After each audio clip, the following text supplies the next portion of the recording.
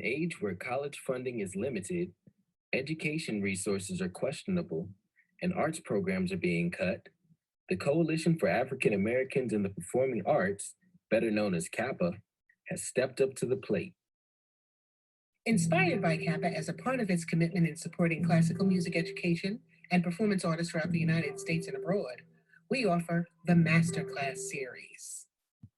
CAAPA marries serious music students with acclaimed music masters of color, targeting historically Black colleges and universities, or HBCUs, high school performing arts schools, and music conservatories, including schools like Howard University, Livingstone College, Morgan State University, Detroit School for the Arts, Morehouse College, Texas Southern University, Spelman College, University of Kentucky, and Winston-Salem State University.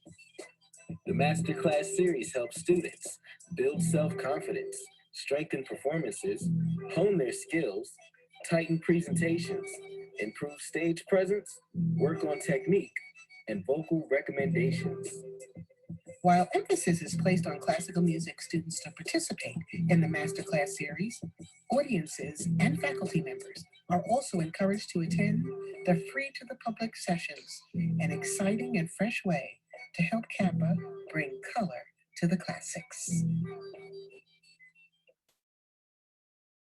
The Coalition for African Americans in the Performing Arts, funded by the National Endowment for the Arts, in partnership with Virginia State University, presents the Masterclass series, the premier Black classical music Masterclass series.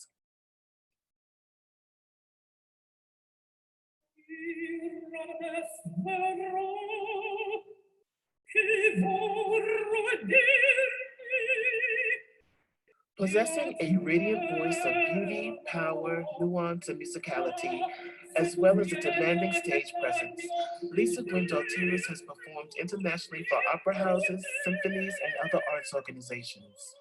In her professional operatic debut as Tosca, the New York Times said, imperious, her eyes ablaze, the very image of Tosca, she exuded an intangible electricity, that charge that comes across to the audience when something is really happening on stage.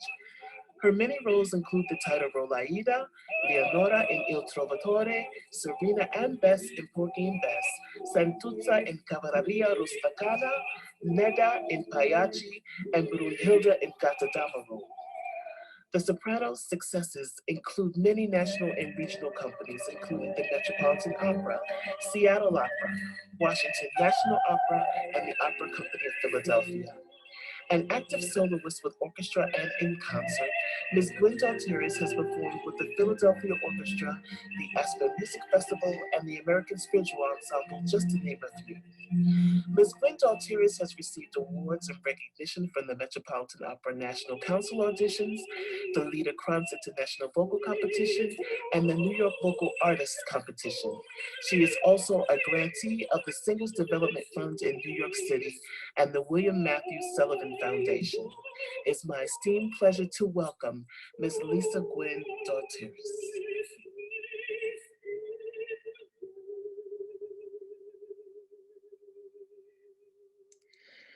Before we meet the music master, I just would like to say hello to everyone and welcome to this next installment of CAAPA's Virtual Masterclass series. My name is Angela Renée Simpson. I am your host and program director of the series. I would like to thank Virginia State University and its music department for agreeing to partner with us today in bringing color to the classics. To the VSU students, music students who are observing via Zoom, please feel free to ask any questions you may have for Ms. Daltirus, Ms. Gwyn Daltirus, after she finishes working with Ms. Hill. Those who are present and are just observing, please feel free to use the chat button for your questions. And for those who are watching on Facebook Live, please post your questions in the comments. Now, without further ado, I bring to you our music master soprano, Ms. Lisa Gwyn Daltirus, and VSU senior baritone, Mr. Morris Clark. So awesome to be here to work with you today. Love the setting. perfect for the piece that you're getting ready to present. It is quite an honor to be here today to work under CAAPA, for CAAPA, with CAAPA, to support our young Black up-and-coming musicians at HBCUs. So whenever you're ready, you can introduce your piece, and I'd love to hear it. Well, hello, my name is Morris Clark. I am from Clarksville, Virginia, and I am a senior music major at Virginia State University. The piece I will be performing today is entitled The Destruction of Jerusalem, and it is by Ferdinand Hiller.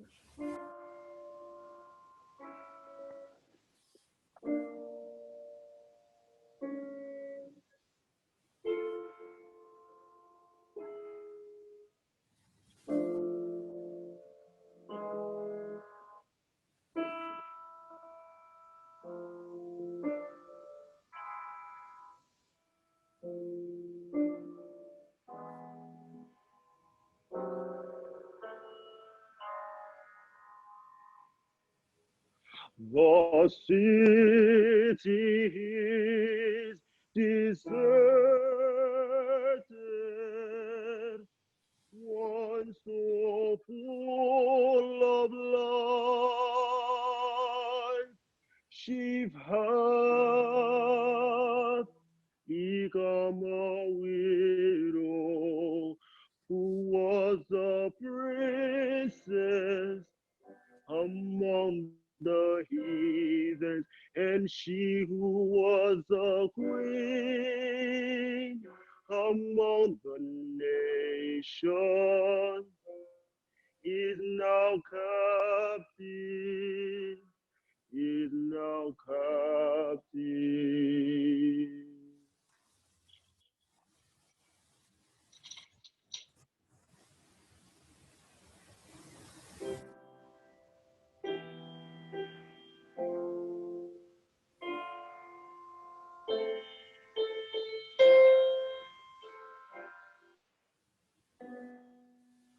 For thus I tell you, all who before me pass, behold ye and see, is there any grave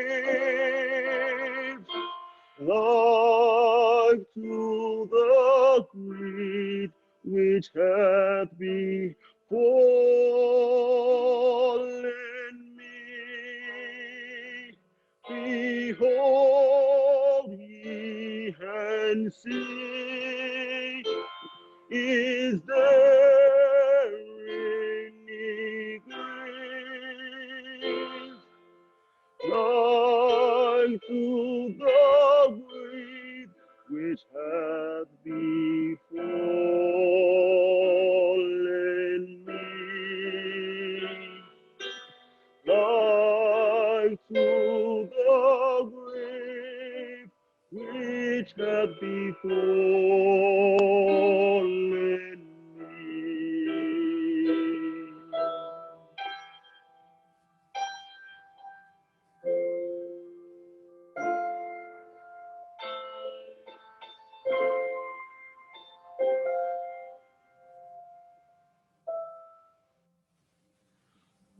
For the Lord hath caused my bitter lament, by reason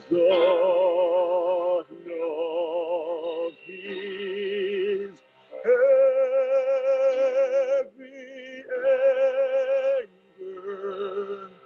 For the Lord hath caused my bitter lament. Though he hath wasted Israel, he hath set aside all her feasts, and he hath her altar rejected.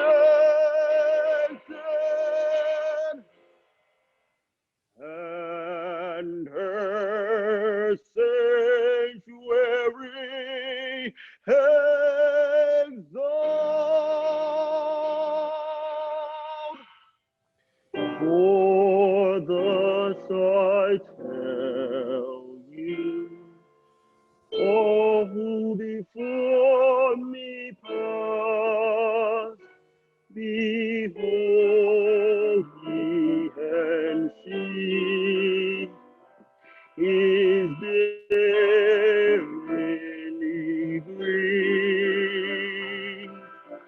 like to the grief which hath befallen me? Like to the grief which hath befallen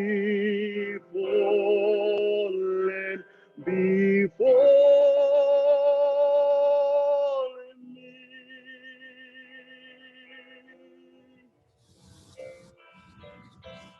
For thus I tell you, all who before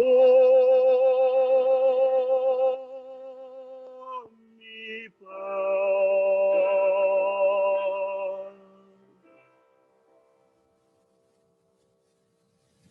Okay, wonderful.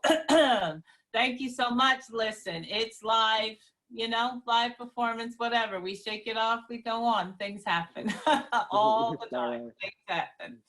But thank you so much for offering that. Now, I would love to know, how long have you lived with it? How long have you known this piece? I've known this piece really since last semester, actually.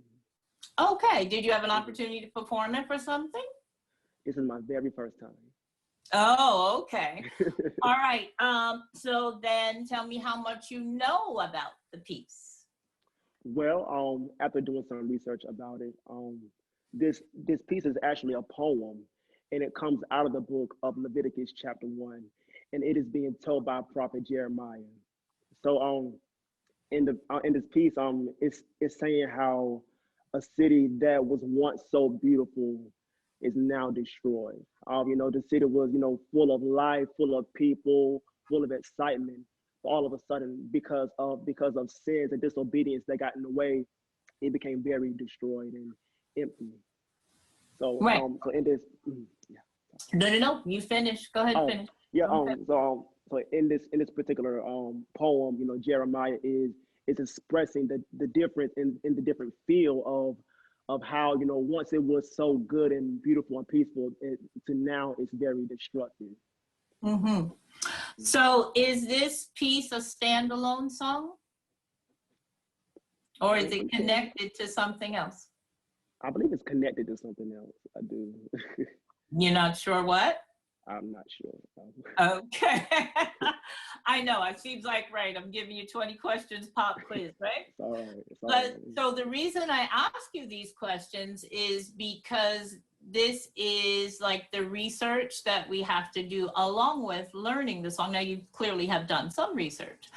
But what happens is, if we know as much as we can about the piece that we're singing, it comes with a different intention when we sing it. Mm-hmm. So this piece is actually part of an oratorio. Were you aware? Yes, okay. So even though an oratorio is not like an opera where, like, you know, you're actually interacting, acting with, doing a drama, let's say, with a character, but this is telling a story yet, right? A biblical story. And this is Jeremiah's part. Yes. So the first tip I would give you is you've got to listen to the whole thing. Mm-hmm. You've got to know what's the buildup. Where is it coming? Why am I singing this lament? Mm-hmm. You know, you did give us why. You did that research. Absolutely wonderful. But if you kind of know what somebody sang before you and who's going to sing after you, mm-hmm. it kind of puts it in a different space. Okay, so that's one thing I would give in terms of presentation. Now, do you know how old Jeremiah was? Do not. More research. More research, yes. Jeremiah was pretty young. Sorry about that. Jeremiah was a young boy, right? Mhm. And yet God saw fit to use him to speak to a nation of people, to correct them. Okay. Mhm. So that's something in it too. So even though you're a wonderful baritone, there still should be, there's angst in this, but it's a younger angst than an older, whatever. Okay. I can't think of a name or anything, but you understand what I mean. This comes with a different intention from the minute you take your first breath. Okay. So that has to do with intention and knowing the piece itself. Now, let me just ask one more thing because it came to my mind. So in the intro, right, where it has for the audience, I guess I don't want to be too technical, but where it has a half note, quarter note sort of sigh as it's coming in. So that's exactly what it is. That's sighing. This is a lament, right? Yes. Would you agree? So what I'm saying is that even from the beginning of the piece, right, no matter what you're singing, we never just kind of stand just counting our notes, wait, oh, now sing. We're developing it all through the intro. Start getting into that sigh. That sigh. What does that sigh mean? Even start breathing with that sigh. Okay? So that the first, phrase is just a continuation of what started. Does this make sense? Yes, ma'am, it does. Okay. So with that, talking about breath, tell me about your breathing. What do you think about when you're preparing to breathe for a phrase? What do you do in your body? Well, I like to breathe in a whole measure before I begin singing. So that way, A that whole way I measure? can. Well, not a whole measure. I'm sorry. A beat, a beat or two before I come in. That I can project it the way it needs to be projected. Okay, so the physicality of that breath. How are you taking that breath? Well, I'm breathing from my diaphragm and not trying to raise my shoulders because I don't want it to seem like I'm breathing like this and then presenting a note. That's not professional, unfortunately. So I just want to make Okay. sure I'm breathing from my diaphragm. Okay. Yes, the diaphragm is involved, but clearly it's the lungs that hold the air, right? Yes. The diaphragm is really something that's sitting on the base of your lungs and it flattens as your lungs expand, correct? Mm-hmm. Yes, yeah. ma'am. And so what I would say is we need a fuller breath from you. You need to fill up more so that that column of air is supporting, like this is your voice, column of air, your voice is riding on that column and it takes away the strain from here. Okay. I'm not saying you have excessive strain, but there's a lot of work I can tell that's being done in this place where we want to bring it down lower into our body, right? Okay. Mm-hmm. So just in terms of you getting to feel this in a muscular way, I want you to breathe out all your air to just breathe like, right? Breathe it all the way out till you can't do it anymore and then take a big breath.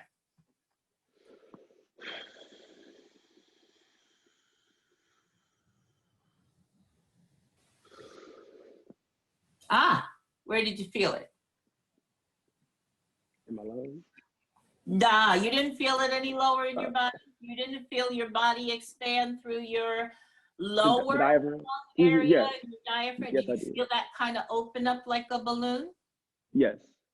Do it again. I want to be convinced that you believe that.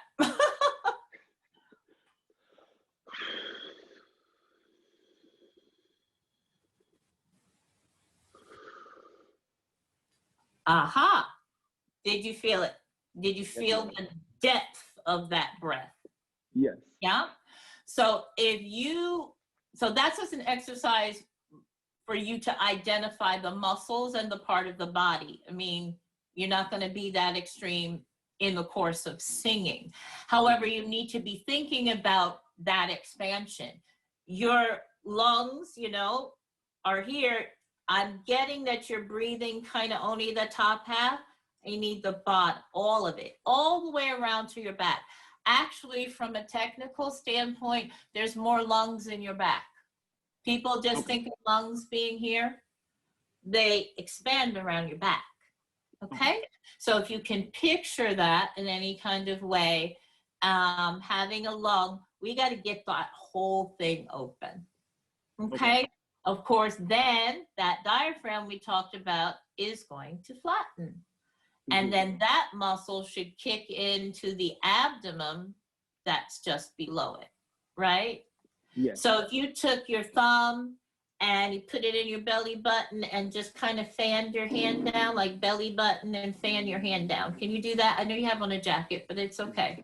Can you do that? Say one more time. Thumb to your belly button, and then just open your hand.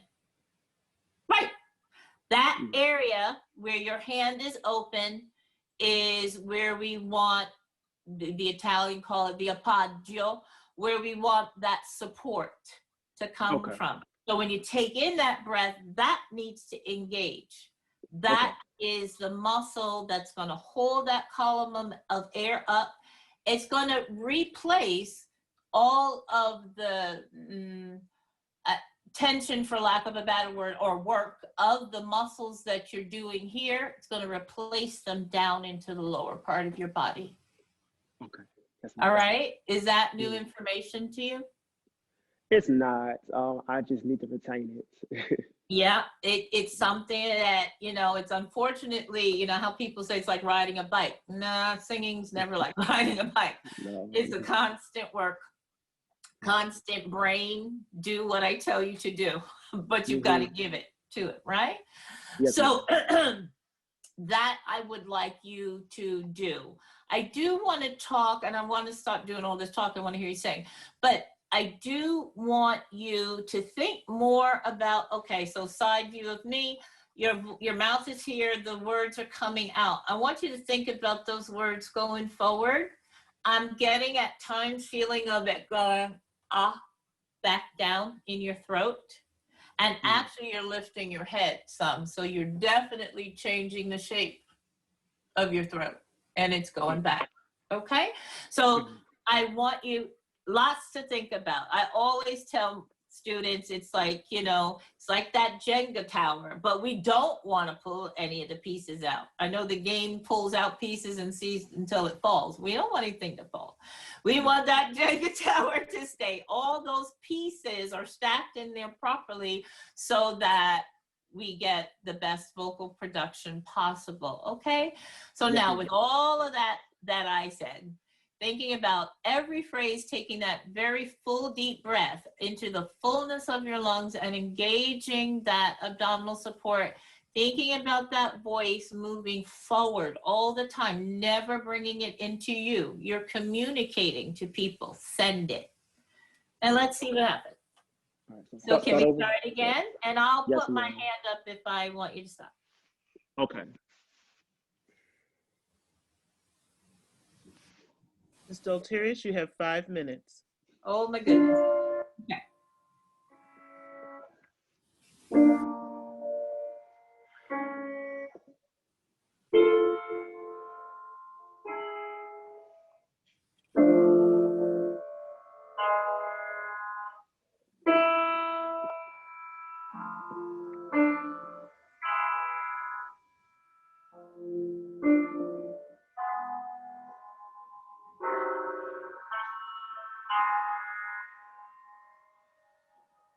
The city is deserted, was so full of life. She had become a widow who was a princess among the heathen, and she who was a queen among the nations. Can you stop? Okay, let's halt right there. I didn't know if you could see my hand. Okay, first tell me, how did you feel about that this time with your thinking about it? I felt better as to when I started the first note. I felt better presenting the first note. Right, it actually set up the first note correctly. So, yeah, I have my keyboard right here. I'm just making sure that the key is the same. So what I wanted to, I don't know if you saw my hand at all going forward, like you can't see it. Okay, so I'm not sure what you're able to see. So what I was doing was I was trying to help direct you to keep that sound moving forward, like let it go, okay? We all do this, but you're having a tendency to just sing note, note, note, note, where it's a phrase. I need more phrasing, and that will release your voice to flow a little more forward, a little more natural vibrato will come into it instead of it being held, okay? There's so many things and we can't say so much, but I also want you to think about your inner space of your mouth. So even though you're saying some closed vowels, like, you know, the city was deserted, right? That's how we would say it. But, you know, we have to modify when we're singing. So we need more the, I'm saying but I have an open mouth. Right? Think about more of that inner space, because that's a resonator, but it also allows more of the flourish or the pretty, I like to call it, the uniqueness of your sound to be let go. You need to let go of the space. Okay? Let's try again, because our time is going really fast. So let's try again. From the beginning. Huh? Oh, okay. No, I can, if you want to do it a cappella, that's fine. Okay. So what, that's an E. Yes. Can you hear that? Yes, ma'am.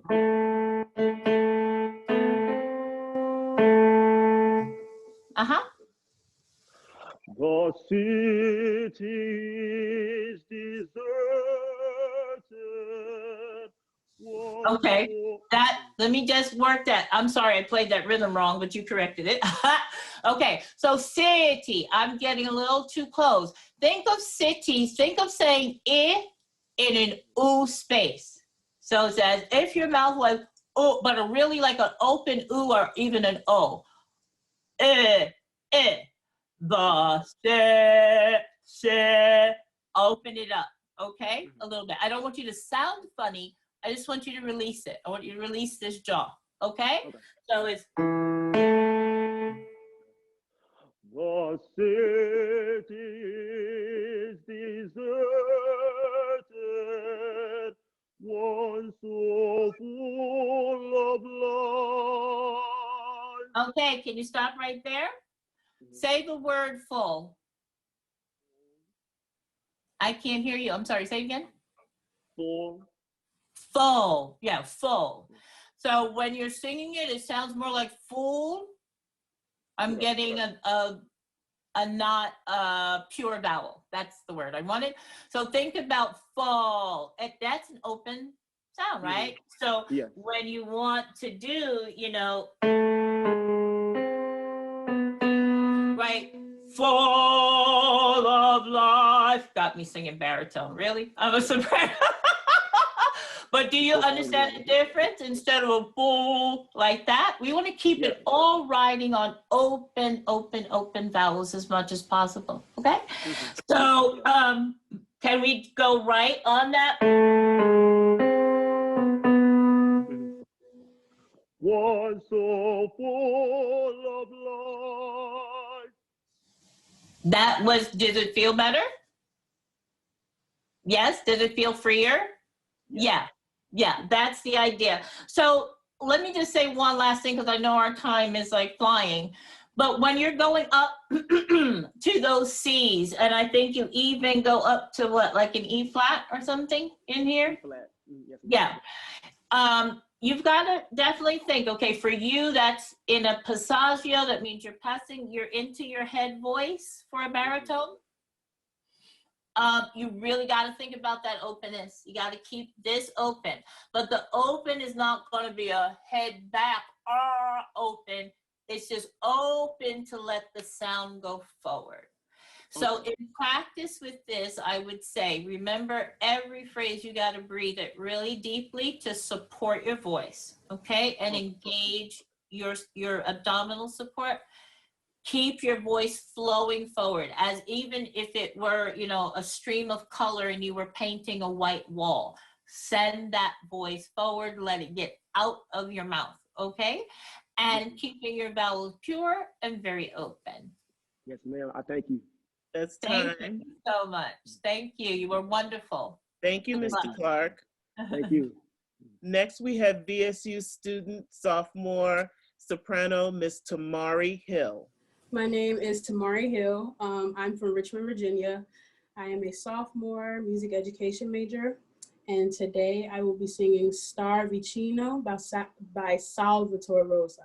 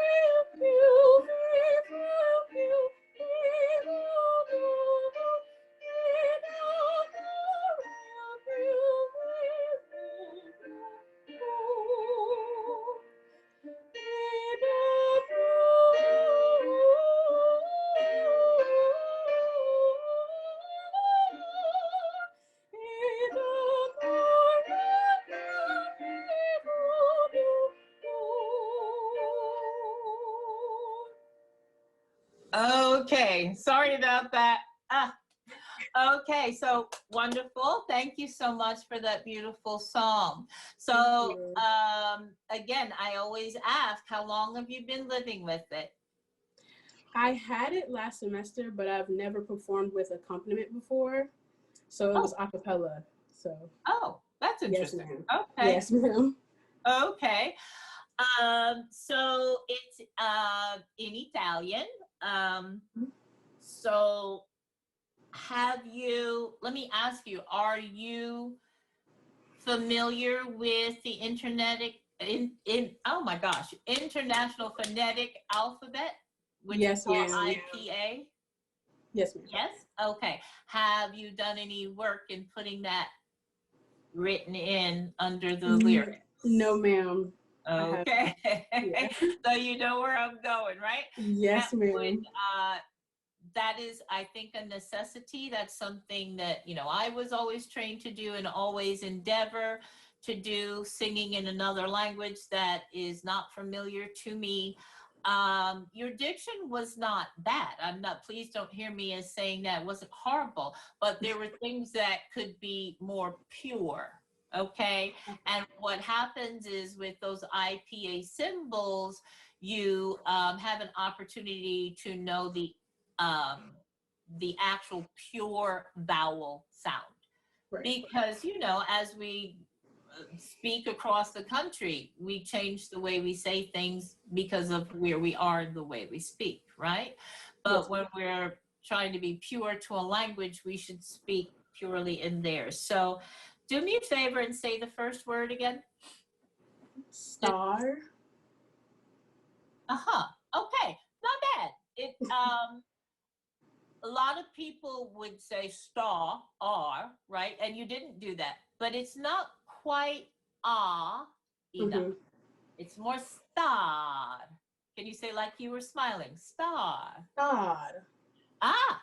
Do you see how that sounds very different? Yes, ma'am. Yeah. So just that word, I'll give you that one. You got to do the rest of the homework. But even from starting with that brighter place, that brighter vowel, you're going to get a brighter voice placement. Now you do have a beautiful shimmery voice, and it is a gorgeous sound. So it's not that I want to change your timbre. I just want the vowel placement to be better so that the rest of the song is riding in that pocket. Right. Does that make any sense? Yes, ma'am, Okay. it does. So the other thing, I'm going to put you on the spot. You signed up for this. No, I'm just kidding. I want you to say the first phrase. Just say it. And you don't have to say it in rhythm. Just say it as you were reading a poem. Star vicino Noal. Oh, star vicino Noal. Do you want me to say it as it's written in the? No. I just want you to say it like if you were reading a poem. Okay. Star vicino al belidol che sama. Okay. That was not bad. Now I know what you were talking about. You're talking about that allusion of vicino to al, right? So it's noal, right? Noal. But that is a place that, and even though I didn't have you do it initially, that is a place that we have to be very sure that we're saying both vowels, okay? Right. The Italian language is particular to that. So wherever you have what we call those elisions, it does have to be vicino al, noal, whatever, however you have to break that for the rhythmic value. So be careful. So what do you know about double consonants in Italian?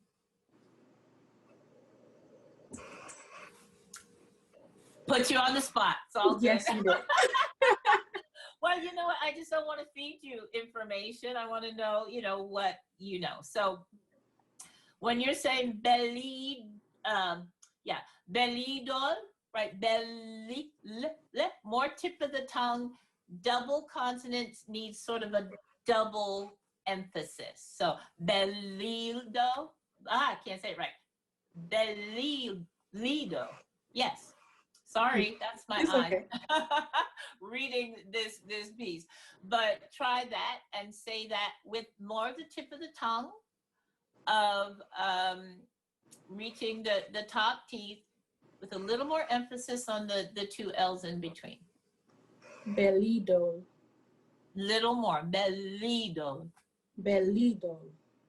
Stay more on the li. Lido. Bellido. Yeah, a little bit better, a little bit better. So thinking about that, the other thing that does, now I know we're talking a whole lot of diction and not really singing, right? Right. But the interesting thing about Italian is that if you're doing that and that tip of the tongue is on the top of the teeth and you're making that emphasis, again, it's keeping everything in line. So some of the vocal things will correct themselves because you're keeping yourself in line. Does that make sense to you? Yes, ma'am. Okay. So now I do want to go back because I don't want to talk and talk and talk. I do want to go back and start from the beginning, but starting with that. The one thing I will say, though, I don't know if you were listening or if you could hear the conversation before, thinking about a deeper breath, okay? You need more support under that sound, okay? I don't want to darken it. I don't want to make it heavy, but it needs to be more supported, okay? So it can ride better, okay? Yeah, give it a try. Okay. Did you want me to play the accompaniment? If you could. Okay. I would love to have some intro underneath.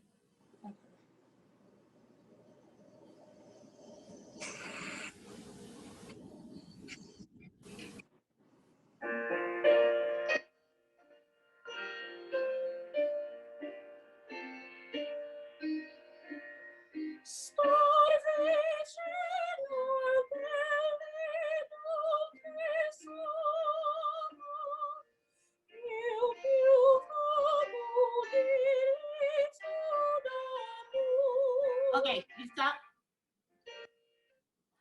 Okay, so yeah, the reason I had you play the intro is because I wanted to see what you were going to do with that intro, right? So as we spoke about before, the intro is setting us up to sing. It's like, you know, it's going along and we join it and we keep going along, right? It's not just here and then, oops, all of a sudden I got to get there, right?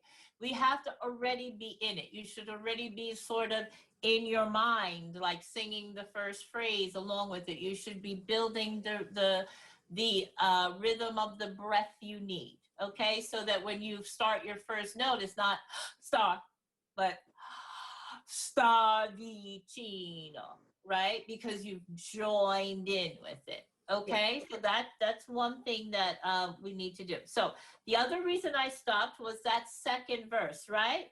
El più vago, v. I need v. I need more of that v. El più vago diletto. Now I just exaggerated, but it needs, you have a double T there, right? On your music. So diletto d'amor, and it's d'amor. I'm getting a little too much of move, which is actually French. Okay. So that's another reason of that IPA, because it will get you to say the right vowel. Right. Make sense? Can you say that second verse for me? El più vago diletto d'amor. Okay, so you're American. And so am I. So the reason why I said that is when you said vago, you said vago. Oh. And that O is something we call, do you know what we call that? It's a Pop quiz. Huh? A diphthong. Yes, it's a diphthong. You said two different vowels. Ever so slightly, you said it. But guess what? A true Italian will hear it. And it won't be authentic to the language, okay? So that's what I'm really talking about, is really knowing the authenticity of how the vowels and consonants are used together in the language, because when the person wrote this piece, they wrote it with that language in mind. We speak English, right? When it's our composer, Barber, and the like, they're speaking with our language in mind. This composer wrote his language, right? So that's the choice of making the melody. So it's vago. Can you just say oh without going to the oo? Vago. Still something happened in your tongue. So let that tongue relax, right? And don't pull it back up in your mouth. So it's vago. Vago. Aha. Do that one more time so you believe it. Vago. Okay. So now let's just go ahead. Oh boy, now I got to give you a note. Can you do it a cappella? Can you sing it? Oh, wrong notes. Is that right? No.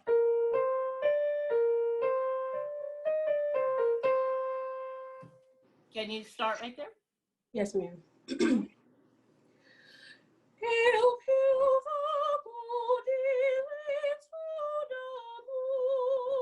Okay, so when you get to that le, it's a true eh. I'm getting a little a, something's happening in your tongue, okay? So it's really diletto. Can you say that? Diletto. Aha. So now what happens also is in those moving notes, right? Play it right. in those moving notes, we just want the sound to ride on that, right? Coming, not like a roller coaster, but you know the idea of a descent on something that you're riding on, right? But if we're on the eh sound, we just let it go, right? Diletto d'amor, diletto d'amor. Remembering the double T, okay? Can you just say that? You don't have to sing it. Diletto d'amor. Diletto d'amor. More eh. Open the eh up more. Diletto d'amor. That's it. So let's try that phrase.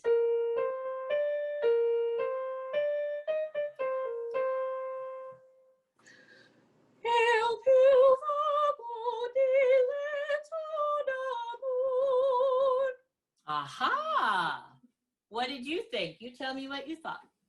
It definitely felt more open, and I wasn't throwing in diphthongs on different vowels. Right. But what I love the most about what you said is it feels more open, and that's always the goal, right?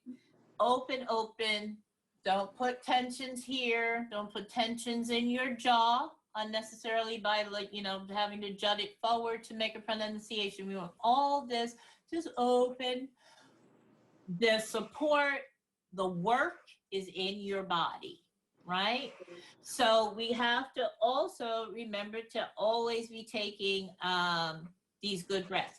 Now let's just quickly talk about going forward. So you're repeating. Now you're repeating this phrase, right? Over and over again, right? Il più vago, diletto d'amor. You say it again, right? Il più vago, diletto d'amor. What do you think of repeating the same phrase and words over and over again? You have to do more with it because the words are repeating. Yeah. Yeah. Yeah. Well, the composer wrote some different notes, right? So take a hint from those notes. If you were to just like say that phrase in English, which you would understand, right? You have to think about how many different ways can I say that same thing, and then look at it. Here's 5 minutes. Thank you. And then when you look at what the composer wrote, think about, well, now why did he say il più vago, il più vago, il più vago? You know what I'm saying? You see what I mean? Mm-hmm. Play with it so that we can get a feeling that you're not just singing notes on a page, but you're actually expressing the emotion. Do you know, I won't put you on the spot with literal translation because you're going to work on that. But just give me an idea of what this song is about. I know that it's translated to be near the fair idol. So who's the fair idol? Is that a statue? I think it's a woman, in my opinion. I think it's a woman that he's in love with, or like it's like a longing for someone he can't be with. So it's to be near the fair idol, to be near the one that I can't have or something. Okay, so that's what you got to find for you, right? Whomever, whatever. I mean, you've had an experience in life where you've longed for something you really wanted, right? And it may be, you might want to look at the translation, it may be just, not that he can't have her, but he's saying that in the first verse, you know, I'm longing for my beautiful love. First verse, you know, makes life joyous. But if I were, right, to be distant, lontano, have length or, you know, distance away from, be far away from. But if this was the case, then I would be extremely sad. So it's not necessary that it's actual truth in circumstance, but he's making two comments, right? But still, we should have the idea of what that is. What is that thing that's so important that if you lost it, it would be upset you? Or when you have it, it's like the world to you. Yeah? Does that make sense? Yes. Okay, so let's just start again. Let's just start again from the beginning. I do want you to play your accompaniment because I want to see it in you, in your breath, in your expression, that you are joining in with what has already started.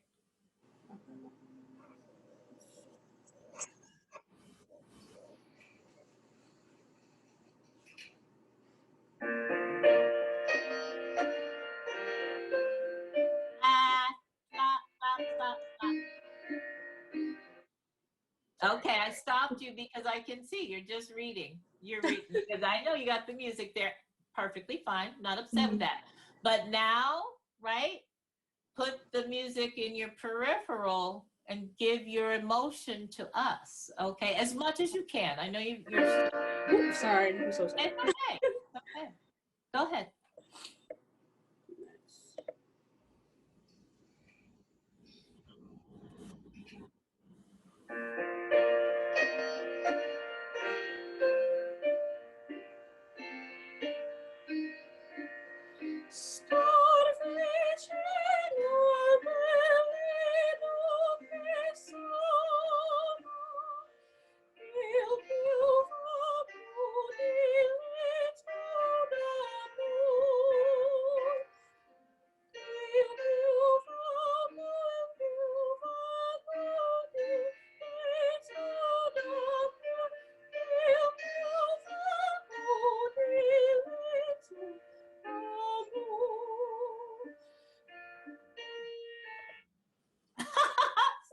Okay. That was good. There are a few little things, and I'll tell you what they are, but overall, I mean, that just had so much more ride to it. It had so much more, even just natural expression to it. I mean, can you identify with that? How did it feel? I felt a little less constricted because I'm worried about, because I know the accompaniment it's different for me. So I feel I'm not boxing in like this note, this note, this note here. I'm becoming more one with the music, basically. Beautiful, because it has to come from your soul. Okay, so real quick, because I know my time's gone. You can't breathe in between words. So that's something you're going to have to fix, okay? And we actually, you can mark it in your score as to where to take that breath so that you can get through the entire phrase, right? So make sure you don't sort of do a diletto, right? Yeah. One word, diletto, right? That's one word. So we have to make sure that we don't do that. And even when you haven't yet sung any note that's extremely high for a soprano, even, you're getting into a transition point of that. Well, you're probably a little bit past, but the note I'm thinking about is the F, that's that note up there. So, but in comparison to the lower notes you started on, that one is higher, right? So we have to prepare for that higher note. So it doesn't ever feel like it's like that. You didn't exactly do that. I over-exaggerated, for example, but we don't want to ever feel that, right? We want to feel that it all stayed in the line, okay? So that's time. That's time. Oh, sweetie, I loved working with you. Beautiful voice. Keep going with it. You do well. Thank you so much. Thank you. Thank you so much, Ms. Hill. Now it's time for our questions and answers. Do we have any questions from the students who are observing? If you wish to ask Ms. Gwyn Daltirus a question, please turn on your camera and your microphone, and you'll be able to ask the question. If you don't wish to do that, you can put a question in the chat, and those who are on Facebook, you can put a question in the comments. While we're waiting for some questions, I'll ask my own question. Ms. Daltirus, do you have anything to say to the students who are now in school during this time of COVID, those who are aspiring to be singers, be classical singers, opera singers? Do you have any words for them? Absolutely. First, I encourage you. We're going to come out of this. Don't feel defeated. Be positive. But this is the big thing. Be ready. So this is your time to study, study, study. As you heard me speak with the last young lady, Thomari, that learning that international phonetic language, which we call the IPA, get that written into your music as you're studying. Study things that you're not maybe ready to sing right now, but for something to live inside of you and be organic, you have to have lived with the music for a long time. And it gives you time to research and even YouTube and listen to some of your favorite singers and what was their interpretation of it, to build your knowledge and build your own personal interpretation. Take some time. This is the time to study, study, study, because we want, when those doors fly back open, that you are right there, primed, ready to go. Absolutely, absolutely. Do we have any questions, any of the students who have been observing? Any questions at all? Well, if we do not have, I know some students may have to go to class, but we still have some here. If we can bring up Dr. Savage. Dr. Savage.